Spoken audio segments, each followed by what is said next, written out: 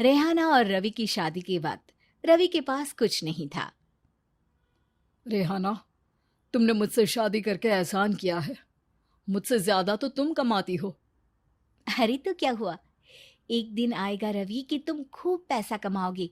मुझे तुम पर पूरा विश्वास है। रवि और रेहाना खुद को स्टैंड करने के लिए पूरी मेहनत करते। रेहाना, मैं नौकरी नहीं करना चाहता हूँ। तो कोई बात नहीं, मैं नौकरी करके घर चलाती हूँ, तुम बिजनेस सेट करने की कोशिश करो। एक दिन रेहाना, तुम जानती हो, मैंने जो विज्ञापन बनाने वाली कंपनी खोली थी ना, उसे बड़ी ब्रांड का ऑफर आया है। अब हम लोगों के दिन ब्यारे न्यारे हो गए हैं। मैं जानती थी रवि कि एक दिन तुम सेटल हो जाओगे। रवि का काम अच्छा चल जाता है।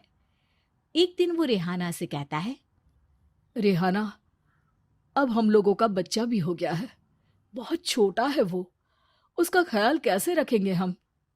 कैसे क्या, मैं गांव से माँ को लेकर आ जाती हूँ। नौकरी से हाफ डे ले लिया करूंगी। अभी तो वो छोटा है, स्कूल जाने तक मैं मैनेज कर लूंगी। देखो रेहाना, मैं अब अच्छा कमा रहा हूँ। तुमको नौकरी करके परेशान होने की कोई जरूरत नहीं है। अरे कैसी बात कर रहे हैं, मैं अपनी लगी लगाई नौकरी कैसे छोड़ दूं? और मैंने तो सुना है हम लोगों को कुछ ही महीनों में सरकारी नौकरी मिल जाएगी।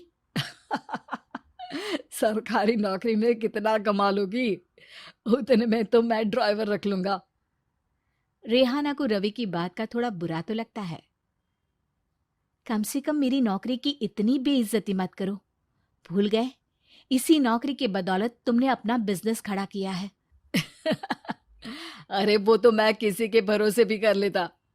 देखो, अपने बच्चे को संभालो, घर का काम करो। अब बाहर जाती तुम अच्छी नहीं लगती हो। रेहाना रवि के कहने पर नौकरी तो छोड़ देती है, लेकिन अब बड़े से घर में उसकी कीमत किसी नौकर से कम नहीं होती। एक दिन रवि का दोस्त आता है। भाभी, हम लोग तो आपको तब से जानते हैं जब से आप लोग शादी होकर इस शहर में आए थे। आपकी बदौलत ही सारा बिजनेस खड़ा हुआ है। ये किस्मत तो आप ही की है भाभी। हाँ हाँ भाई, हमारी मेहनत तो कुछ है ही नहीं।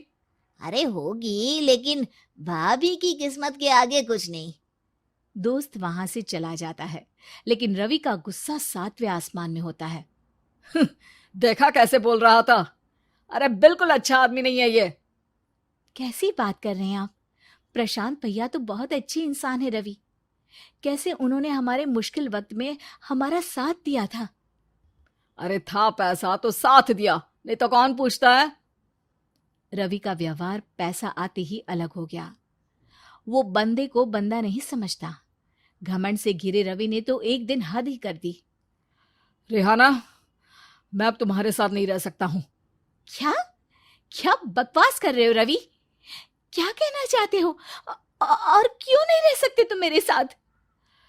देखो, मुझे कोई और पसंद है, और उसने साथ रहने पर बस यही शर्त रखी है कि मुझे तुम्हें तलाक देना होगा।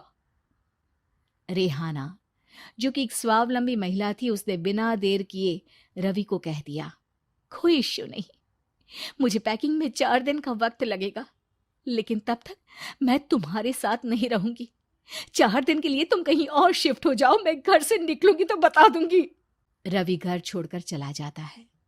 रेहाना को दुख होता है, वो रोती है, लेकिन व्यवहार से स्ट्रांग रेहाना को पति के वापस आने का और उसे सबक सिखाने का पूरा भरोसा था। फिर एक दिन, अरे शुशिका, कब शादी करोगे तुम मुझसे? यार मैंने तो सोचा था तुम शादी से पहले मुझे विदेश लेकर जाओगे, महंगी कार दिलाओगे। अरे सब दिला दूंगा, लेकिन पहले मुझसे शादी तो कर लो। हाँ हाँ, क्यों नहीं। मैं कुछ दिनों के लिए अपने मम्मी पापा के पास जा रही हूँ और लोगों से अपनी शादी की बात करूंगी। अरे शुशिका, कैसे रहूंगा मैं तुम्हारे बिना? अब तो शादी ही होने वाली है हम लोगों की। शुशिका रवि को छोड़कर चली जाती है। रवि घर आता है, जहां रेहाना को ना पाकर उसे सब अजीब लगता है। घर तो रेहाना के बिना कुछ नहीं है। बच्चे की याद भी आ रही है। चलो एक वीडियो कॉल कर लेता हूँ। रवि रेहाना को वीडियो कॉल करता है, लेकिन रेहाना फोन नहीं उठाती। रात को सोते वक्त मन कर रहा है मुन्ने को गले लगा लूं। चलो कोई ना, शुशिका से शादी के बाद मेरे और भी बच्चे होंगे। अगले दिन रवि ऑफिस जाता है, जहां टीना खड़ी होती है। सर, आपने अपने नए ऐड के लिए मॉडल की रिक्वायरमेंट डाली थी ना, मैं उसी के लिए आई हूँ। रवि टीना को देखकर खुश हो जाता है। अब शादी हो गई है तुम्हारी? नहीं सर, बस अच्छा सा हैंडसम और अमीर लड़का देख रहे हैं मेरे मम्मी पापा। रवि के दिमाग से तो टीना को देखकर शुशिका का ख्याल भी खत्म हो जाता है। अरे यार, ये लड़की मिल जाए कितनी सुंदर है। शुशिका तो इसके आगे कुछ नहीं है। आ, अब क्या तुम्हें ऐसा नहीं लगता कि मुझसे मिलकर तुम्हारी ये खोज खत्म हो गई है? आप ना, आप तो 2 बच्चों की पापा लग रहे हैं। अरे नहीं नहीं, मेरी शादी तो हुई थी, लेकिन बीवी को किसी और से प्यार था, मुझे छोड़कर चली गई। खैर, टीना की दोस्ती रवि से हो जाती है, लेकिन 1 महीने बाद शुशिका रवि के पास वापस आती है। मेरे मम्मी पापा तुमसे मिलना चाहते हैं, लेकिन उन लोगों को ये मत बताना कि तुम पहले से शादीशुदा हो, और हाँ, शादी से पहले अपनी सारी प्रॉपर्टी तुमको मेरे नाम करनी होगी। अरे पागल, अब मैं तुमसे शादी ही नहीं करना चाहता। भला ऐसी लालची औरत से कौन शादी करेगा? तभी वहां टीना आ जाती है। रवि, ये पागल सी औरत कौन है? देखो, तुमने ही कह दिया ना पागल, तो पागल ही है। पता नहीं कौन है, कह रही है शादी कर लो, लेकिन शादी से पहले अपनी सारी प्रॉपर्टी मेरे नाम कर दो। बोल तो सही रही है। वैसे तुम जानती हो, मेरी एक सहेली है, उसके पति ने उसे पैसा आते ही छोड़ दिया, जबकि उसको खड़ा करने वाली ही मेरी सहेली थी। और मुझे भी भरोसा नहीं है। अगर मैं भी तुमसे शादी करूंगी तो तभी, जब तुम मेरे नाम अपनी सारी प्रॉपर्टी कर दोगे। अरे हाँ हाँ, क्यों नहीं, बिल्कुल कर दूंगा। रवि और टीना की शादी की तारीख तय हो जाती है।